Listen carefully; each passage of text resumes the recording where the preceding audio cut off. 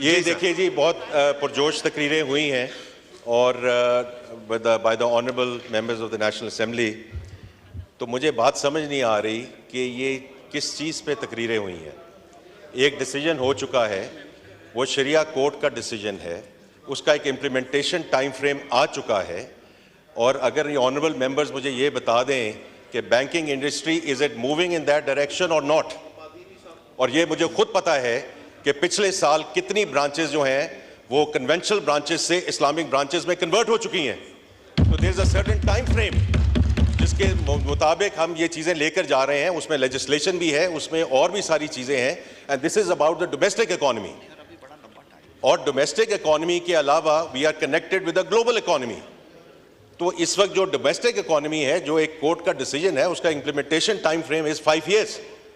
और उसके मुताबिक जो है under the State Bank auspices and the Ministry of Finance auspices we are moving in that direction. तो मुझे समझ नहीं आई कितनी जो पुरजोश तकरीरें हुई हैं वो तो व्हाट एंड व्हाई पे होती हैं ना। तो व्हाट एंड व्हाई वाला तो वक्त गुजर चुका है। अब तो डिस्कशन है on the how part of it, and that is what is being implemented as we speak. तो मैंने तो ये आया था कि जी दिस हाउस में discuss the economic situation in the country. तो ये तो एक डिसीजन है विच इज अंडर इम्प्लीमेंटेशन। इस पे हमने 10, 15, 20 मिनट लगा दिए हैं and I don't understand why. तो मैं अब स्पीकर साहब आपकी इजाज़त से अब मैं थोड़ी सी इकोनॉमी पे बात करना चाहता हूँ जी, क्योंकि ये आपका ऑर्डर था और इस हाउस का ऑर्डर था। तो देखिए ये साल हम जहाँ शुरू हुए हैं is in a much better position than way we were last year. जो फिस्कल पोजीशन है अल्लाह का शुक्र है, उसमें हमारे सरप्लसेस हैं और उसमें जो करंट अकाउंट का नंबर है, डेफिसिट जो है वो सरप्लस में कन्वर्ट हो चुका है। मार्च के नंबर कल स्टेट बैंक ने वो इशू किए हैं। जो हमारे फॉरेन एक्सचेंज रिजर्व्स हैं वो $3.4 बिलियन पे जा चुके थे, which is equivalent to 15 days of import cover. वो अल्हम्दुलिल्लाह इस वक्त $8 बिलियन पे हैं और वो भी हमने जो यूरो बॉन्ड की पेमेंट की है जो पिछले हफ्ते की है, एंड आई एम सॉरी वो अभी भी इंटरेस्ट पे ही उसका दारोमदार है कि because we are connected with the global economy. उसका हम कुछ नहीं कर सकते, जो मर्जी हम कर लें। तो अभी तक तो वो सिस्टम है in terms of the global economy. और $8 बिलियन का रिजर्व है। इस हफ्ते तक इंशाल्लाह जो नेक्स्ट ट्रांच है $1.1 बिलियन की वो भी आ जाएगी। तो ये जून का जो महीना है उसमें ये fiscal year will wrap up between $9 to $10 billion which is equivalent to 2 months of import cover.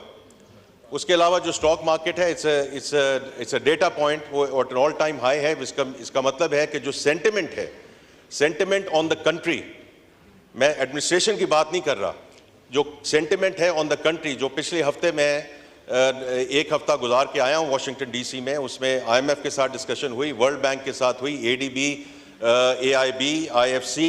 उसके अलावा जो हमारे मेरे काउंटर पार्ट्स थे सऊदी अरेबिया, UAE, तुर्किया और चाइना, ये सब लोग जो हैं they want economic success of Pakistan, economic success of Pakistan. तो मैं आप सबको को ये कहना चाहता हूँ कि बहुत बड़ी सपोर्ट है हमारे लिए, मुल्क से बाहर भी और यहाँ भी जो लोग हैं वो भी चाहते हैं कि हम इसको इस मुश्किल से हम आगे निकलें।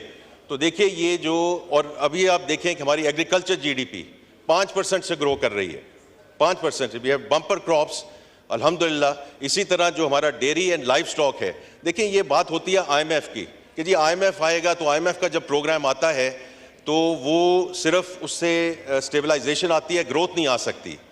मेरी दरख्वास्त ये होगी इस ऐवान से कि आप ज़रा ये सोचिए कि there are 2 sectors, agriculture and IT। ये दो वो सेक्टर्स हैं जिनका IMF एक्सटर्नल बोरिंग कोई ताल्लुक नहीं है। ये सब हमारे पे दारोमदार है कि हम इन 2 सेक्टर्स को कैसे फैसिलिटेट कर सकते हैं, किसानों को कैसे फैसिलिटेट कर सकते हैं, छोटे किसानों को कैसे फैसिलिटेट कर सकते हैं। जो डेयरी एंड लाइव स्टॉक की जो यील्ड है वो हम ना भी हॉलैंड की तरफ लेके जाएं, लेकिन अगर हम बतदरीज बढ़ना शुरू कर दें तो देखिए आज राइस क्रॉप हुई, आपके राइस क्रॉप से जो बम्पर क्रॉप हुई, आपने एक्सपोर्ट किया, उससे ज़र मुबादला भी आया और आपको इंपोर्ट भी नहीं करनी पड़ी। तो agriculture and then IT is again one sector जिसमें किसी हमें कोई बाहर कोई बैरूनी मदद के लिए ज़रूरत नहीं है। और इस साल $3.3 बिलियन की सॉफ्टवेयर एक्सपोर्ट होगी इन द IT सेक्टर। यही जो एक्सपोर्ट थी पिछले साल $2 बिलियन थी। और इसमें देखिए हर एडमिनिस्ट्रेशन ने काम किया है। मैं हर एक को ये कहना चाहता हूं कि ये दो सेक्टर्स जो हैं इसमें ये ऐवान जो है हमारे साथ मिलकर चले, क्योंकि इसमें हमें बहुत ज़रूरत होगी. These are going to be real levers of growth as we इंशाल्लाह गो फॉरवर्ड. बाकी देखिए, मैं 2-3 चीज़ें कहूँगा कि ये जो हम आगे प्रोग्राम करने जा रहे हैं, जो हमें ज़रूरत है इस वक्त, इस प्रोग्राम से हमने बाहर निकलना है इंशाल्लाह. और उसके 2 तरीके होंगे. एक तरीका तो यह है कि हमने स्ट्रक्चरल रिफॉर्म करनी है. टैक्स टू जीडीपी 9% पे हम नहीं चल सकते. कोई भी आप जाके देख लें, चैट जीपीटी पे देख लें, जो हमारे इर्द गिर्द मुल्क हैं, कोई 13% है, कोई 14% है, कोई 18% है. हमारा नेबरली कंट्री 18% है. तो वही सेक्टर्स को बार बार टैक्स लगा के, सुपर टैक्सेस, विंडफॉल टैक्सेस, ये बात अब खत्म हो चुकी है. इसी तरह जो हमारे बाहर के दोस्त ममालिक हैं, they also want equity investments board seats, ये आके डिपॉजिट मांगे और तो इसलिए अब हमारा our hand has been force as a country. हमारे पास अब वो नहीं है कि continue to kick can down the road ताकि हम डिफिकल्ट डिसीजंस ना करें.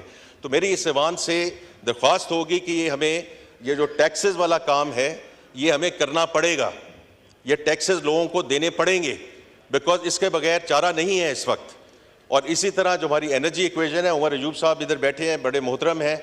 इनके साथ मैं from a private sector perspective जब ये पावर के मिनिस्टर थे, सो ये बहुत बेहतरीन तरीके से जानते हैं कि वहाँ क्या क्या मसाइल हैं, लीकेजेस क्या हैं, और इसको हमने गोइंग फॉरवर्ड कैसे लेके जाना है इन टर्म्स ऑफ प्रिवेटाइजेशन और concessions, in terms of distribution companies. तो आई वुड एक्सपेक्ट कि ये हमें उसमें गाइडेंस भी देंगे, हमारी इसमें रहनुमाई भी फरमाएंगे.